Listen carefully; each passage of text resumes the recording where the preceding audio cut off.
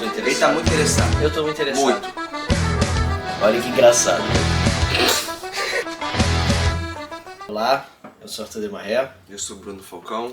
Nós somos os Miseráveis. Vamos falar hoje de coisas muito profundas, muito boas, do nosso querido Platão. A gente pensou em falar, Bruno e eu, hoje para vocês, sobre duas alegorias que tem na obra principal do Platão. Uma está contida no livro sexto e a outra está no livro sétimo. A primeira é da linha dividida, uma metáfora, e a outra é a alegoria, a famosa alegoria da caverna. Por que a gente quer falar dessas duas alegorias? Acredito que o Bruno vai concordar comigo. Eu acho que essas duas alegorias, elas resumem de uma maneira muito boa e muito condensada em imagens, né, a filosofia do Platão. Vamos começar pela da linha dividida? Vamos, você que manda. Até para seguir aqui a sequência da coisa, né? Mete bronca. Vamos lá. Então, no livro sexto, né, da República, a República é dividida em 10 livros. Né? A República é um tratado do Platão, onde ele vai falar sobre política, mas na verdade o Platão ali, ele está falando sobre a alma humana. Né? E a política, né, a cidade, ela serve como uma espécie de leitura ampliada, é uma metáfora, uma leitura ampliada para entender a alma humana. Então você quer... A alma humana é uma coisa muito difícil de entender, né? Ela é invisível, é uma coisa difícil de penetrar. Então, para tentar entender o funcionamento dela, as potências que ela tem, as suas contradições, a sua dinâmica, o Platão, ele acaba expandindo a visão, e ele fala isso literalmente na República, que ele vai expandir a visão para o âmbito social, para o âmbito da política, para tentar entender como dentro de classes, né, no governo, e como essas classes se relacionam, como isso ajuda a gente a entender como acontece dentro da nossa alma. Né? Então ele vai ter a grande tripartição da alma, né, intelecto, vontade, a intelecto, a ira e a parte da sensibilidade, né, a parte da razão, a parte da coragem, né, do peito, e a parte mais embaixo da sensibilidade, que ele vai localizar no ventre, né? Enfim, e dentro... Pode falar. Na verdade, ele tá fazendo... O Platão faz ali uma analogia, né, entre as linhas de força, entre as forças que movem o corpo social e as forças internas, as potências internas da alma. Ele usa essa analogia com a cidade como se fosse uma espécie de lente de aumento. Isso. Para observar no grande, né, no macrocosmos, o microcosmos da alma humana. Seria basicamente isso. Isso. E aí essa tripartição só que eu mencionei porque é um resumo, digamos assim, do que ele apresenta na República, que ele apresenta que então teriam 3 classes na cidade: a classe dos governantes, a classe dos guerreiros, a classe daqueles que suprem, né, as necessidades básicas e materiais da cidade. Ele correlaciona isso, porque a ideia dele realmente na República é essa, com a alma humana. Né? Então ele correlaciona a parte dos governantes com a cabeça, que é a razão. O rei filósofo, né, seria a razão, o intelecto. Que é a parte mais fina, né, do corpo humano. O peito, né, a parte do peito que tem essa questão do timós, né, essa questão da força, da ira, do ímpeto. Ele correlaciona com os guerreiros, então os guerreiros seriam essa parte intermediária. O apetite irascível. Isso. E finalmente a parte sensível, que ele localiza no ventre, né, que seria a parte mais baixa, camponeses, dos comerciantes, aqueles que lidam no dia a dia com... Que produzem o sustento, né? Com a matéria. E ele faz uma analogia com as virtudes, né? Porque você teria a prudência, exato, a fortaleza, né, e a temperança, né, a moderação nas nossas partes mais concupiscíveis, por assim dizer. E justamente o equilíbrio e a harmonia dentro dessa hierarquia produziriam fruto da justiça. Isso que eu acho mais lindo. Para o Platão é exatamente isso. Essas 4 virtudes cardeais, a prudência, né, a coragem, a fortaleza e a temperança. Tá faltando uma, né? Já tem 4 virtudes cardeais. Ué, o Platão esqueceu da quarta, né? Tem prudência, tem a fortaleza e tem a temperança. O Platão, ele considera a quarta, que seria a justiça, como uma espécie de resultante da harmonia dessas 3. Exato. Isso é muito lindo, né? Isso é bonito pra caramba, realmente. E enfim, só dando o panorama então da República, né? No livro sexto, o Platão ele vai colocar a metáfora da linha dividida. Então vocês imaginem uma linha vertical, né? Você pega uma linha e você faz uma grande, né, no meio, bem no meio, uma divisão que vai dividir em 2 grandes reinos. Nesse reino aqui embaixo, né, a gente tem o âmbito do mundo sensível, que a nossa sensibilidade alcança, e no reino superior, né, tem também essa analogia, né, de a parte superior da linha também é o reino superior da realidade, é a parte inteligível. Por que é muito importante a gente pegar, e a gente quis trazer aqui essas 2 analogias, essas 2 metáforas, né, da linha dividida e depois da caverna? Por que é muito importante a gente falar disso para entender Platão? Porque aqui a gente tem um condensado de como Platão organiza a filosofia dele. Aqui a gente tem, nessa metáfora da linha dividida, a gente vai ter um resumo da metafísica e da epistemologia do Platão, ou seja, de como ele enxergava o ser das coisas, e como ele concebia conhecê-las. Essas duas coisas estão muito correlacionadas para Platão, né? O ser e o conhecer, eles correspondem. Não há uma divisão muito grande. Ou seja, quanto mais uma coisa ela é real, quanto mais uma coisa ela é entitativamente mais densa, quanto mais ser ela tem, mais cognoscível ela é nela mesma. Ela é mais capaz de ser conhecida nela mesma. Ela é mais luminosa. A inteligibilidade dela é maior, ou seja, ela é mais luminosa, ela é mais real. Essas duas coisas estão muito relacionadas. Quanto mais uma coisa ela tem menos ser, e o que seria menos ser? A gente começa então a linha dividida. Quanto mais uma coisa tem menos ser, menos capacidade de... não capacidade de conhecê-la, mas menos cognoscibilidade em si a coisa tem. Aí, o que é isso? A tua cognoscibilidade em si. Então vamos lá, a gente começa na linha dividida na parte inferior. O reino mais baixo que o Platão vai colocar de ser, aquela coisa que menos é, ele vai chamar de imagens, né? A eikasia, não é isso? Eikasia. Eikasia, né? O termo em grego. Que daí que vem, né? Eikone, né? Ícone, imagem. Então são os eikones, né? Os ícones. Seriam impressões fugidias, efêmeras, né? Por exemplo, eu tô aqui com o Bruno, e aí o Bruno vai se olhar no espelho para arrumar o belo cabelo dele aqui. Aliás, ele deixou crescer o cabelo dele. Então o Bruno vai lá e se vê no espelho, e aí ele vê a imagem dele no espelho. Isso para o Platão é eikasia, o reino da impressão. É um reflexo do mundo sensível. Então quando você vai lá na água, você vai, né, no laguinho lá, vai ver os patinhos lá, você vê sua imagem na água. Você sabe que não é você, é uma imagem sua. Então os seus olhos estão vendo, ou seja, é o reino do sensível, só que você está vendo uma cópia da realidade sensível, concreta. Ou seja, é uma imagem. Ele existe, óbvio que existe. Mas Platão vai falar, é o reino mais baixo do ser, é a parte que menos tem ser, e portanto o conhecimento correspondente a isso, ele vai chamar de ilusão ou suposição. Por isso que a gente tem a questão das sombras, né? A pessoa toma susto com a própria sombra. É engraçado por isso, porque ela está tomando susto com uma coisa que quase não é. Né? Por isso que é engraçado. Perfeito, exemplo. Né?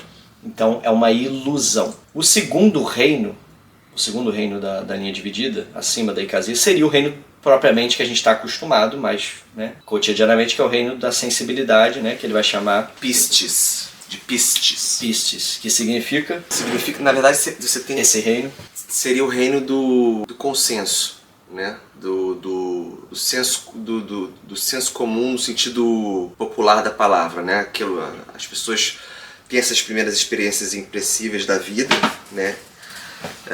E elas conversam sobre o que elas acham que isso vem a ser, o que as coisas são, como é que funcionam. E aí você tem ali uma espécie, e aí você tem nesse âmbito a doxa, né? Que seria uma espécie de opinião corrente sobre as coisas, mas que não tem fundamento. Não tem fundamento científico, não tem conhecimento de causa. É o reino da sensibilidade, né? Pura e simplesmente falando. É, né? Isso. Reino da doxa, né? O reino da opinião. Platão vai usar o termo, é o reino do zoá, né? Do reino das coisas, dos seres vivos, né? Do mundo de nós, né? Do corrente dos seres vivos e dos objetos, que a gente também vê, né? No dia a dia.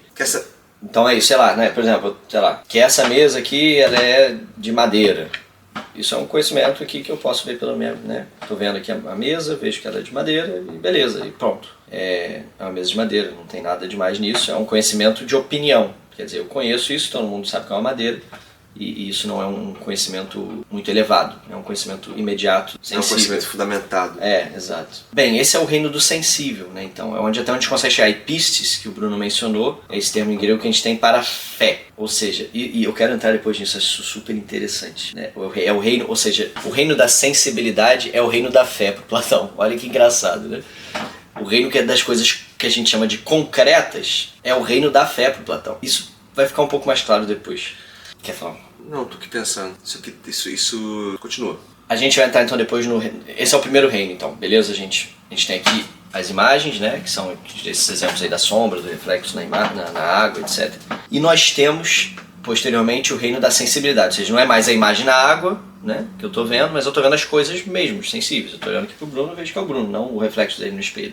Acima desse reino sensível, então a gente tem a segunda metade da linha dividida. Ou seja, o segundo reino do ser, que é o reino do inteligível. Como o nome muito bem já diz, ele é o reino então que a inteligência capta. E aí a gente começou a entrar num terreno seguro para o Platão. Antes a gente estava andando numa espécie de areia movediça. Aqui a gente pisou num terreno seguro para a inteligência. E aí ele vai dividir novamente vai subdividir em 2 classes, que ele vai chamar dos objetos matemáticos, que é o reino da dianoia ou dianoia, não sei como pronunciar exatamente, mas é dianoia, né? E depois o reino da noesis, né? Que são as ideias. Então você tem os objetos matemáticos e depois, acima dos objetos matemáticos, você tem as ideias, que a gente já falou aqui na aula do Platão. Quem não viu, vai lá na aula do Platão, acho que é a aula 6, se não me engano, e vê lá, tá? Mas é a ideia, ou seja, as formas eternas, as ideias, né, transcendentes das coisas. Esse é o máximo do reino inteligível, é o segundo andar dessa linha dividida no âmbito superior. Na dianoia, você tem ali uma... Como é que se processa o conhecimento desse extrato, né, da realidade, do extrato inteligível, que seriam as matemáticas, né, ou as proposições. Você tem uma articulação lógica ali, de causa e efeito, no sentido dedutivo da coisa, né? E como é que isso se diferencia do conhecimento noético, né, ou desse outro extrato mais elevado que ele chama de noesis, né? Intuição direta. Intuição direta. Você capta instantaneamente a essência de uma coisa. Uma espécie de evidência da verdade, né? A verdade, ela brilha quando mais tarde, né, sei lá, 2000 anos, 2000 e poucos anos depois, né, o Russell for afirmar que, como é que ele fala? A consciência é a morada da evidência, né? Quando ele fizer a fenomenologia, né, da consciência, o Russell, ele vai estudar o seguinte, que na nossa consciência, a verdade, ela aparece de maneira diferente das outras coisas. A evidência de uma verdade, né, 2 mais 2 são 4, isso aparece na nossa consciência num corpo diferente, de um jeito diferente do que as outras expressões que a nossa consciência recebe. Quando você tem uma intelecção profunda de uma verdade, aquilo é um tipo de fenômeno à parte dentro da consciência. Certo. Me parece que, de certo modo, conversa com essa intuição direta no âmbito da noesis que Platão está falando, né? De que você capta, você sai do reino da dialética, você de fato você capta uma verdade intuitiva ali. Isso de fato acontece assim, eu já percebi em mim algumas vezes. Intuitiva você diz que é porque a mente vê a coisa. Por que eu tô perguntando isso? Porque achei bonito, achei bem. Não, eu tô aqui loucubrando em cima. Não, achei bonito mesmo. Tô aqui pensando em cima. Mas é que eu tenho a concepção, pelo menos em parte, que o Platão, a dianoia seria a matemática, né? Então, a matemática é a propedêutica da filosofia e seria essa espécie de ingresso num âmbito abstrato e dedutivo, lógico, etc. Isso. Legal. Mas eu tinha a ideia também, pelo menos em parte, que a dialética do Platão, né, a contraposição de hipóteses, seria um trabalho para chegar na ideia também, pelo menos por vezes. Não talvez nas ideias mais fundamentais. Mas é isso. Né? É isso. Então você está chamando que esse final é a intuição.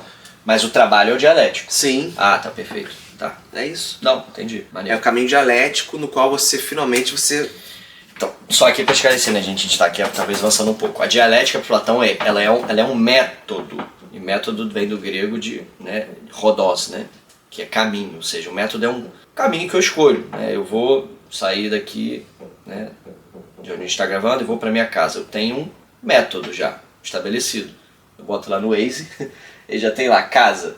Ele já sabe o método que eu gosto, quer dizer, ele sabe que mais ou menos o caminho que eu prefiro. Ele calcula todo dia que eu faço. Aquele método é o adotado por mim. Eu posso adotar um e dar a volta no Rio de Janeiro para lá, posso, mas a dialética é o método, é o caminho que Platão escolheu para chegar na casa dele, que são as ideias. Então, esse método, essa dialética, ela é isso que eu estou falando com o Bruno, é essa contraposição que Platão exprime de uma maneira didática em diálogos com outros interlocutores, mas que isso pode e deve acontecer na sua própria alma, um diálogo interior, você com você mesmo. E você contrapõe hipóteses. E a partir dessa contraposição, você vai vendo qual delas se sustenta melhor e você sobe um degrau no âmbito do conhecimento. Né? Aí você contrapõe depois uma outra, essa hipótese com uma mais forte, você vai subindo, até você chegar então na ideia. Era isso que eu estava falando com Platão, na ideia da coisa. Né? Então, que ele chamou e falou de intuição, né? De você às vezes... Né? Então você chega e finalmente capta e visualiza aquela verdade, né? Interessante. Por exemplo, o Arthur aqui está conversando, né? Isso pode acontecer, sei lá, entre eu e ele, ou sei lá, ou em casa, na minha vida de estudo, você acumula uma informação aqui, acumula outra informação ali, e de repente você tem um insight. Cara, isso acontece tanto comigo, com o Bruno. Você acha um padrão comum, você acha algum elo que conecta aquelas duas ideias e na verdade aquilo não é uma mera soma, é uma coisa nova que surge a partir daquela intuição que você teve ali, cara. Agora eu entendi, Exato. eu enlacei aquilo tudo e você não fica no mesmo patamar, você eleva pra uma coisa... Olê! Voltamos! Quem sabe faz ao vivo. Vambora. Bom, então vamos continuar, né? Isso. Estávamos falando do Platão na sua metáfora da linha dividida, que é importantíssimo a gente então entender a filosofia do Platão. Entender a filosofia do Platão é entender a tradição ocidental. Então você perceba a seriedade de você entender isso daqui. Isso.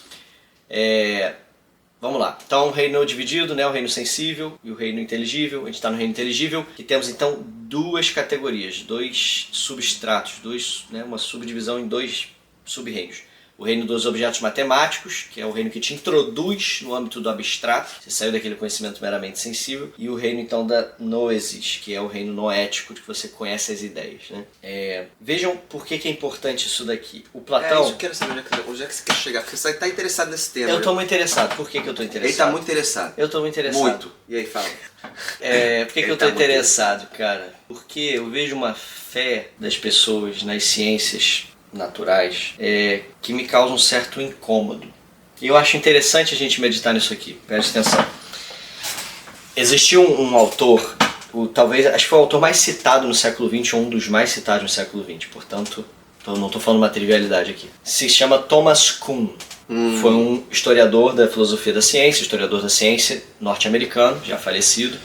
Escreveu um famoso livro chamado A Estrutura das Revoluções Científicas. O que o Thomas Kuhn advoga? O que ele fala nesse livro? Ele apresenta as ciências científicas, científicas na redundância, enfim, as ciências no sentido moderno, né? Ciências naturais. As ciências naturais, como a gente, então, a física, a química, etc. Sobretudo a física, né? Como ciências que têm constantes revoluções internas.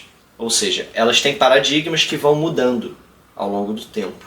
Só que a nossa compreensão de ciência popular é de que a ciência é um conhecimento extremamente seguro, não é mesmo? A gente fala assim, né? Aconteceu tal coisa, a ciência prova que é assim.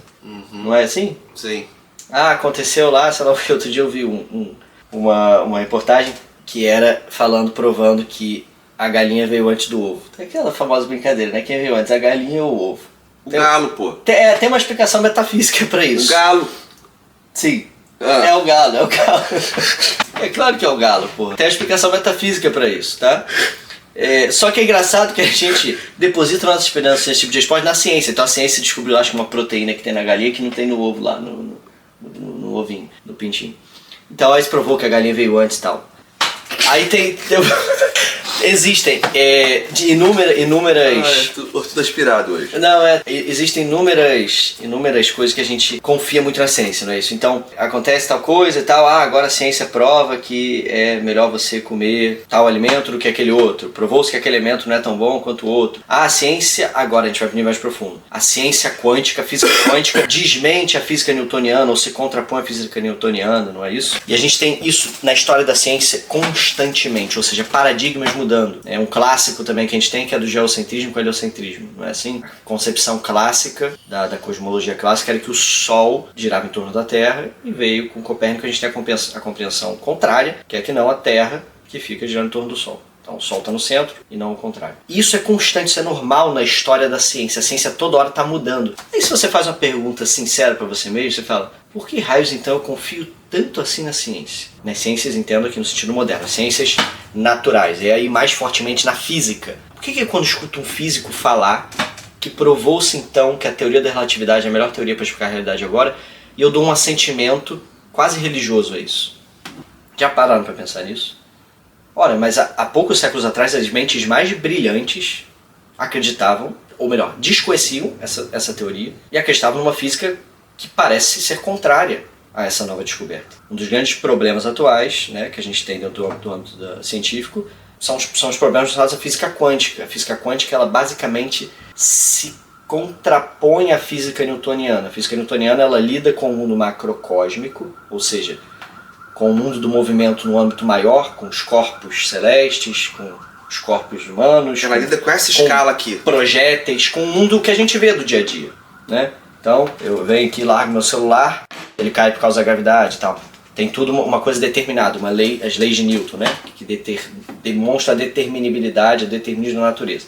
Aí você chega no século XX, teve a física quântica que bota tudo, a princípio, aparentemente abaixo, quando você passa para o mundo microcósmico, o mundo atômico, o mundo subatômico, o mundo dos elétrons, né? O mundo quântico.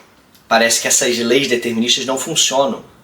É o mundo da probabilidade, é outro mundo, são outras coisas, outras leis, outras coisas que regem aquilo ali.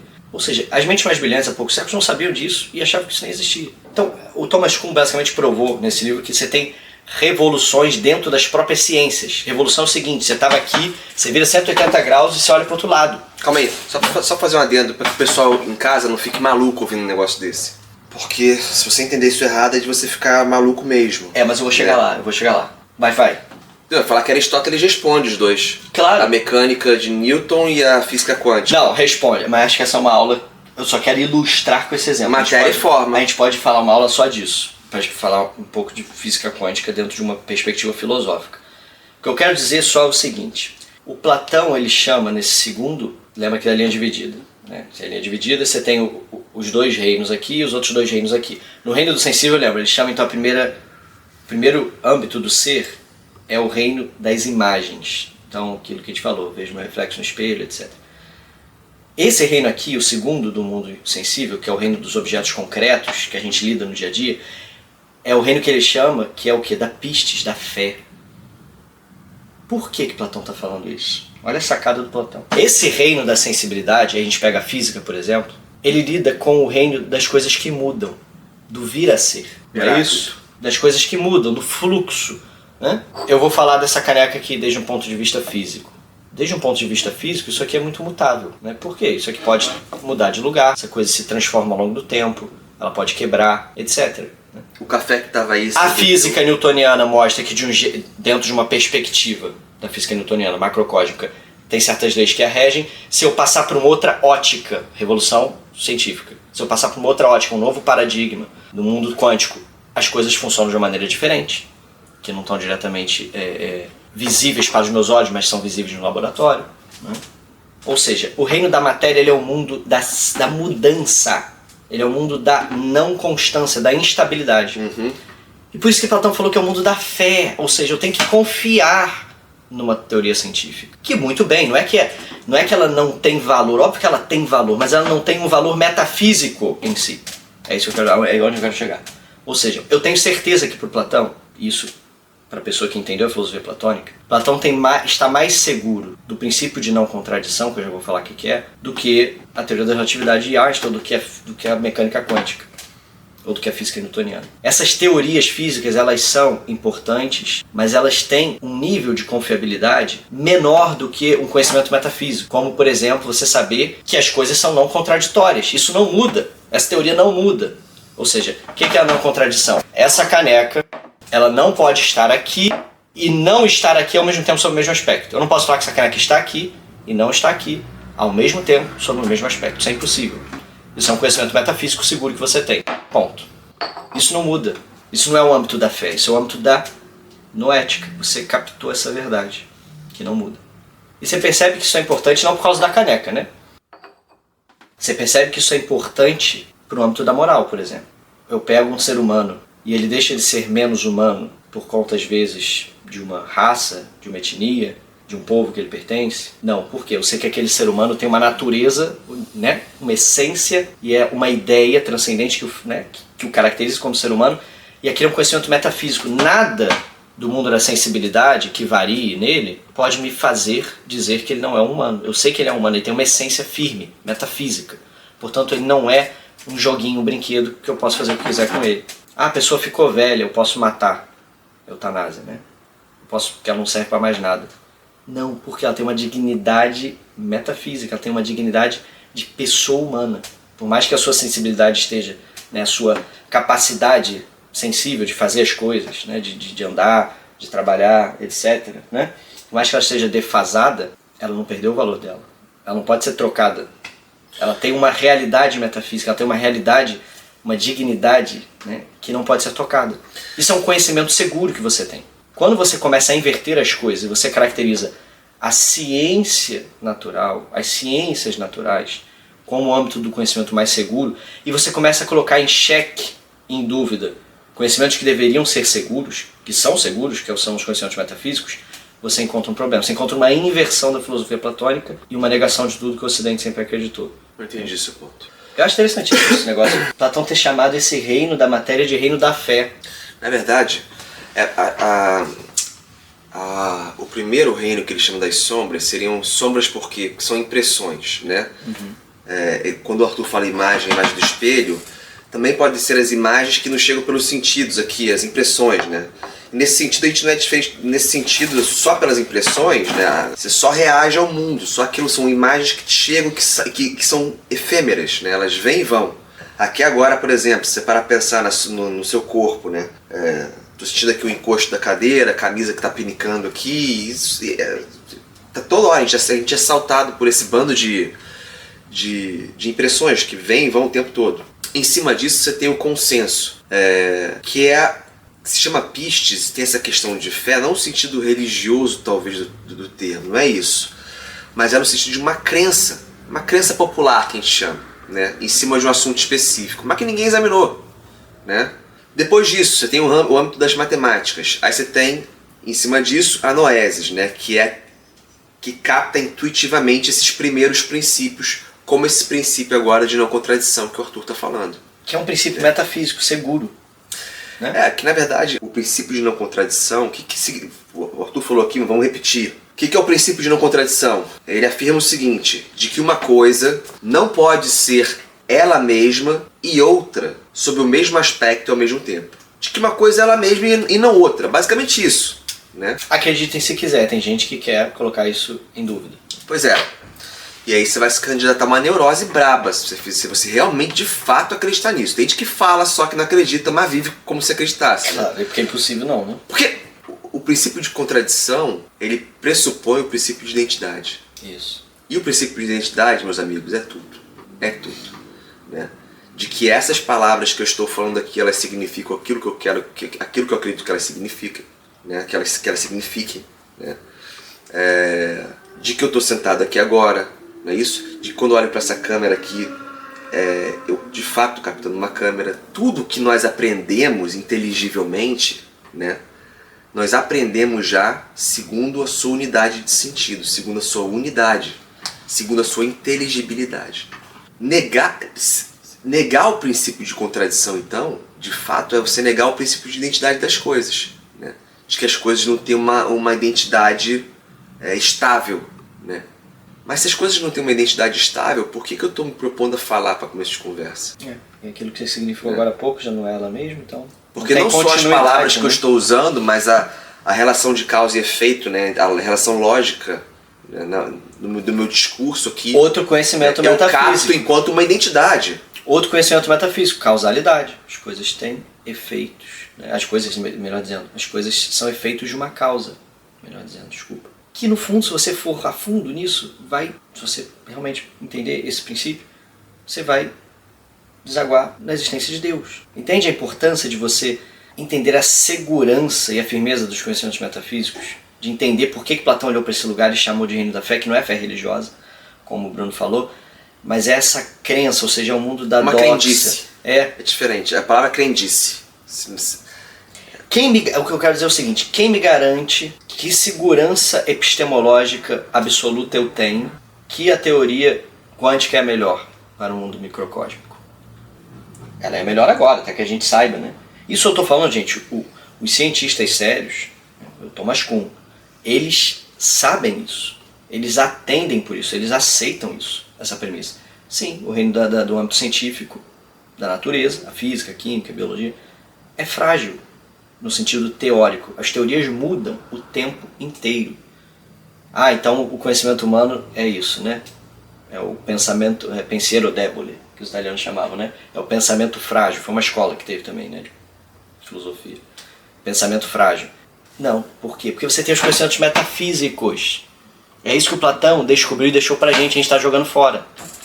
O Ocidente está jogando fora, como se isso não fosse nada. São os conhecimentos mais seguros que te dão sanidade mental e espiritual para você poder se organizar na vida. Né? Apesar de que... Isso que o Bruno falou, o princípio de identidade, desculpa, Bruno, só para finalizar, do princípio de identidade, tem gente querendo colocar isso em xeque, ou seja, que quando eu falo dessa xícara aqui, não, na verdade pode não ser essa xícara, porque não existe o princípio de identidade, a coisa não é ela mesma, é uma coisa meio fluida assim, né? Um negócio que ninguém sabe o que é, né? Vocês estão vendo que ideologias isso pode dar. É uma xícara, na sua opinião. Essa é verdade pra você, Bruno, que a xícara tá aí, parou assim, ó, né, aqui na alcinha. É a sua verdade, Bruno. A minha verdade é que essa xícara tá aqui embaixo. Quer dizer, se a gente entrar nesse jogo, ferrou. Então, o que o Platão quer ensinar com a gente com essa linha dividida é isso, gente. Existe um reino, um terreno seguro para a inteligência, que é esse reino das ideias eternas, das formas. Que é aquilo que é verdade, independente do que eu ou do que o Bruno ache, do que eu ou que o Bruno experimente e tenha de impressão. Que 2 mais 2 seja igual a 4, dianóia, né? Primeiro reino aqui, ó. Primeiro andar do reino inteligível. É verdade aqui, é verdade nos Estados Unidos, é verdade na França, é verdade ontem, hoje e sempre será verdade. Certo? Ou seja, se é uma verdade 2 mais 2 igual a 4, que não depende de tempo e de espaço, por definição ela é supratemporal e supraespacial, ela é então, o que não está no tempo e no espaço é o quê?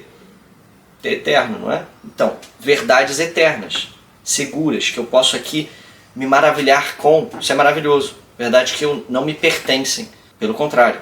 Eu pertenço a elas. Eu sou servo dessas verdades. É isso que o Platão está querendo dizer. Verdade obedecida.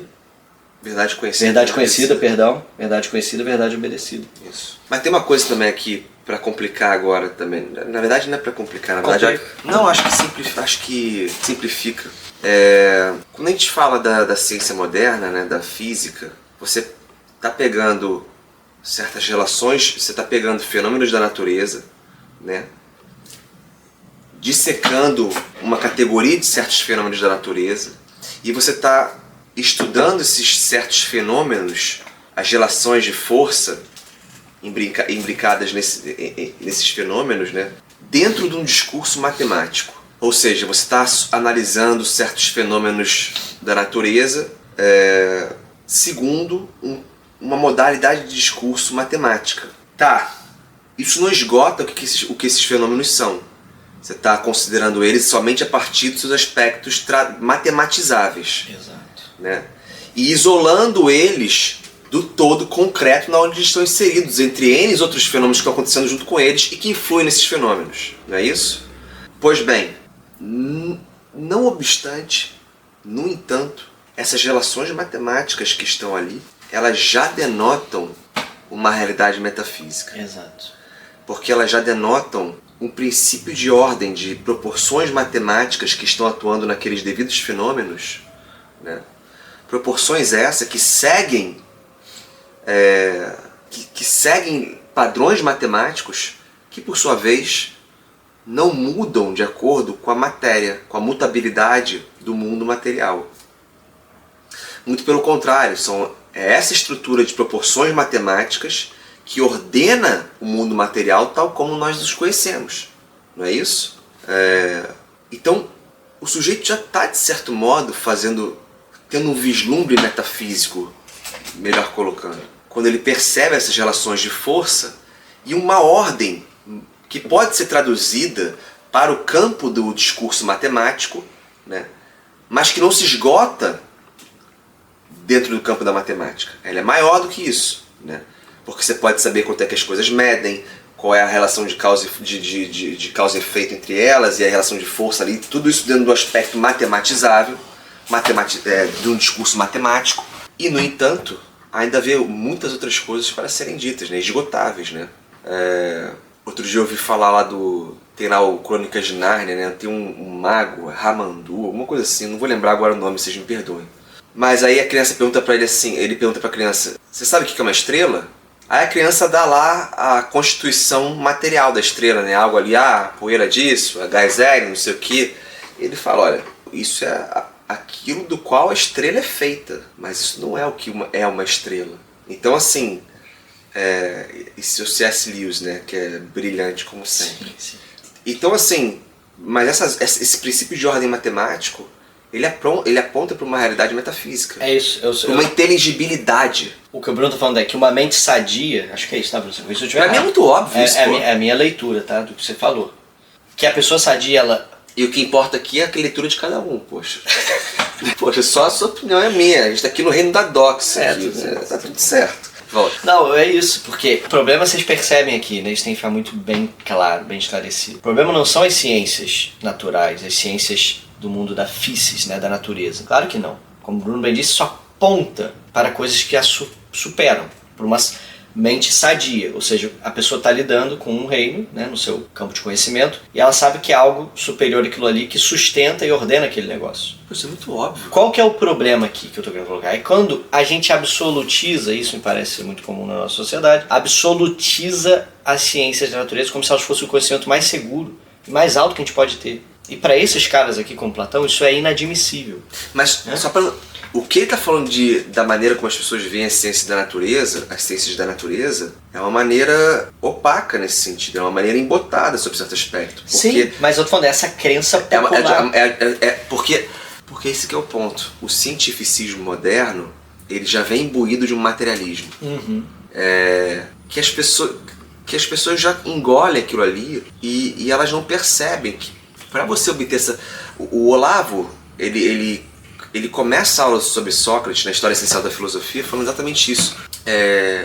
Que o... Isso é paulada, essa coleção é paulada. Que ele fala do... Como é o cientista que ele fala? É o Hertz, não é o Hertz. É o Hertz, ele fala do Hertz. Ele fala do Hertz, né? Fala. Que ele fala que é o cientista que descobre a relação de força entre a eletricidade e a luz, não é isso? Acho que é exatamente ele. E ele fala, olha, esse cara, quando ele descobriu essa equação, quando ele conseguiu traduzir essa relação de força que explica, né, a relação de forças aqui de causa e efeito entre a eletricidade e a luz, e ele traduziu isso, deixando claro, ele descobriu. Isso. Ele não inventou, ele descobriu, né, essa equação que liga lá a eletricidade à luz. Ele afirmou o seguinte, que é como se essa equação fosse mais inteligente do que o cientista que a descobriu. Ele percebeu. Esse cara percebeu tudo. Vou repetir. É como se a equação fosse mais inteligente, a equação que ele descobriu, fosse mais inteligente do que o cientista que a descobriu. Descobriu, não inventou. Descobriu.